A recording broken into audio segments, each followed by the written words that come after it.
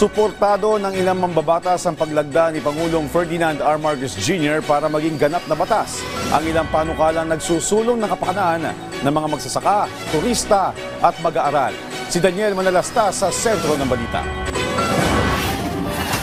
Nakikinita ni Senate President Francis Escudero ang pagpapalakas ng suporta sa mga magsasaka sa pagsasabatas ng amyenda sa Agricultural Tarification Act. Ayon kay Escudero, ito ay susuportang nakaambang mapakinabangan ng mga magsasaka tulad ng probisyon para sa kagamitan. Binigyan diin ng Senate leader na kailangan palakasin ang suporta sa ating mga magsasaka para makamit natin ang hangarin na makapag-ani ng mas marami pang bigas at mapababa ang presyo nito para sa ating mga kababayan. Ganun na lamang anya ang kahalagahan ng bigas para sa mga Pinoy. Kaya naman, tinugunan ito ng Senado sa pamamagitan ng pagpasa ng mga ganitong uri ng batas. Para naman kay House Speaker Martin Romualdez, tutugunan nito ang problema ng ordinaryong Pilipino tulad ng pagtaas ng presyo ng mga bilihin, food security at kabuhayan ng mga magsasaka. Samantala, kaugnay naman ang isa pang pinirmahan ng Pangulong Ferdinand R. Marcos Jr. na batas hinggil sa refund ng value-added tax for non-resident tourists.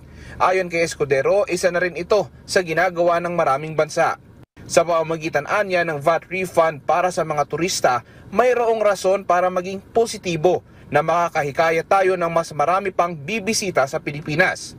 Tungkol naman sa pagkakabatas ng Basic Education, Mental Health and Well-being Promotion Act, binigyan diin ni Escudero ang kahalagahan ng batas sa harap ng pagdami ng mental health challenges na kinaharap ng mga estudyante sa naging epekto ng COVID-19 pandemic. Ayon kay Escudero, makatutulong ang batas para bumuo ng supportive environment. Daniel Manalastas para sa Pambansang TV sa Bagong Pilipinas.